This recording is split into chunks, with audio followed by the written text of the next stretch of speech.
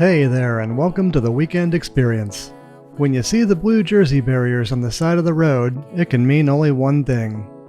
That's right, our summer 2021 Grand Traverse of the Florida Keys has begun. This journey starts off near Miami on US 1, the overseas highway. It's 113 miles long with 42 bridges, making it one of the most scenic highways in the world. It's one of those times where the drive itself is also the destination. The Keys change over time, but so much stays the same. There's the Theater of the Seas that we always say we want to stop at, but never do. Maybe we'll stop there next time.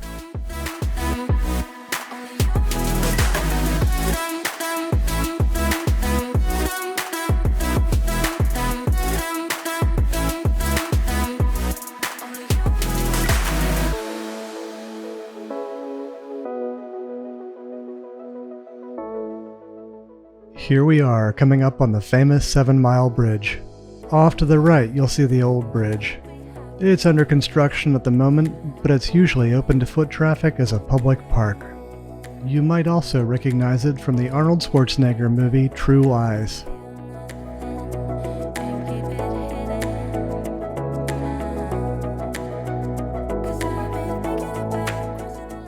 Pigeon Key awaits you at the end of the old bridge.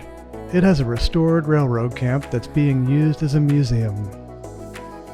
We've been hoping to check it out, but we've been unable to go there until the bridge reopens. It's only accessible by boat right now.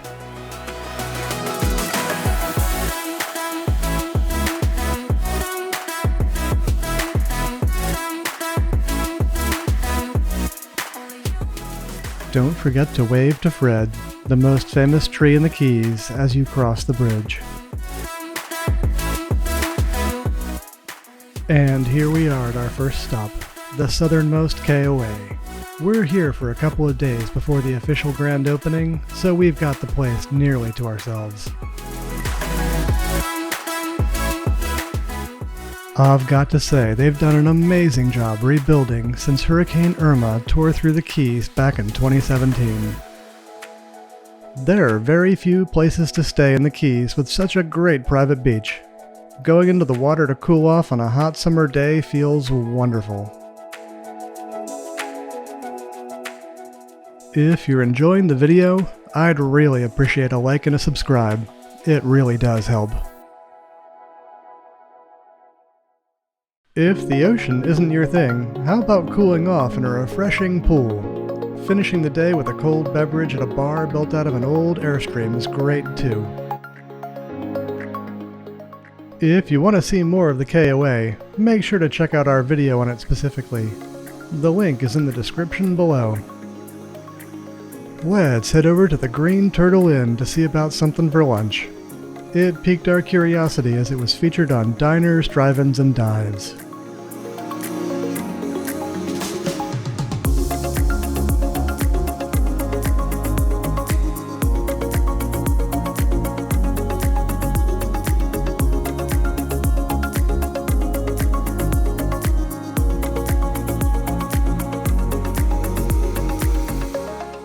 Kristen went with the bacon-wrapped love sandwich. That's also Guy's favorite. I went with the Rochester burger. Mine was great, but Kristen's was to die for. Highly recommended. Outside the restaurant, they've got the smoker up and running. It looks like they often serve food out here, but it's closed today. They are busy cooking for a huge event happening later this weekend. We'll have to come back and try the roadside barbecue another time. Hopefully they'll be open soon. With that, let's head off to our next epically great destination, Bahia Honda State Park. Is that how you say it? We've always called it Bahia Honda, but the locals all said it's called Bahia Honda down here in the Keys. Let me know in the comments. This is another place that was seriously impacted by the hurricane. The north side of the park is still closed, but thankfully the south side has opened once again.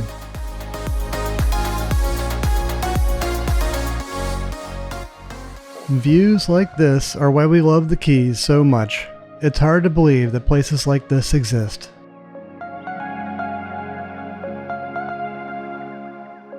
As you can see, we somehow got one of the ungettable waterfront sites here. Unlike the KOA, our site's beach belongs entirely to us while we're here. Those without a waterfront site need to head over to the public beach if they want to go in the water.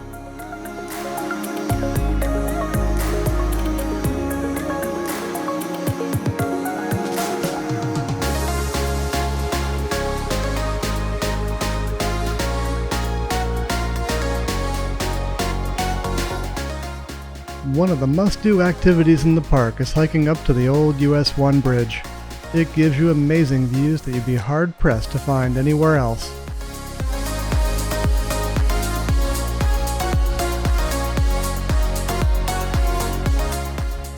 While we're in the area, we've got to make a stop at one of the most famous restaurants in the Keys. We're off to the No Name Pub. As often as we've been in the Keys, we've never actually seen the infamous Keys deer until now. Apparently they like hanging out at the No Name Pub too.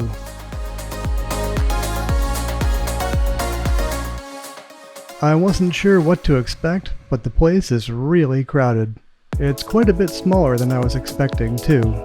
Someone must have left the bar just as we got here though, because we were seated right away.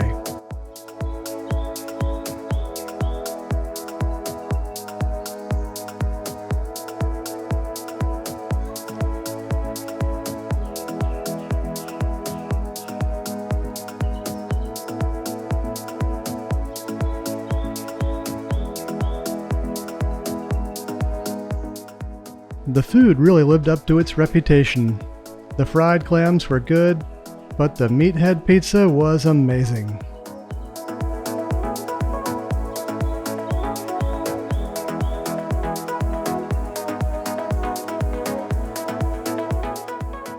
With that, it's time to head out and get packed up for our next destination, Boyd's Campground.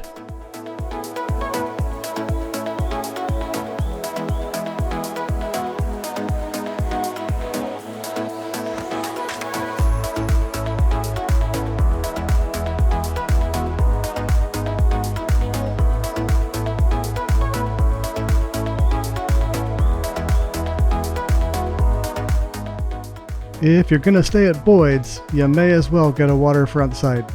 Totally worth it. I'm sure it gets old after a while, but it's been fun watching the military jets come in to land at the base on Key West.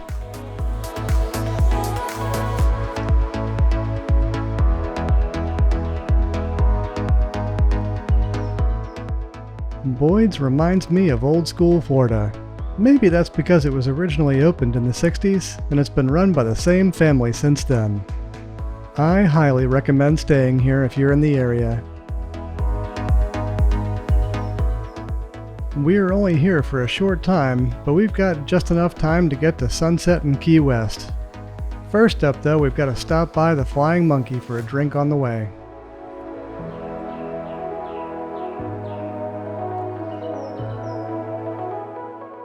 And there's the sunset from Mallory Square.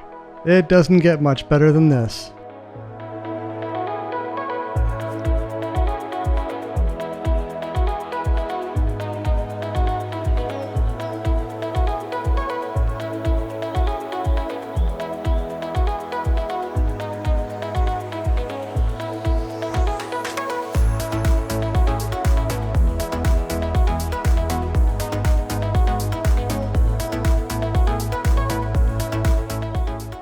A quick stop at the Conch Republic for another cold beverage, and it's time to hit the road. It's not a long bike ride, but it is getting dark. It's not that late, but we've got a long drive in the morning.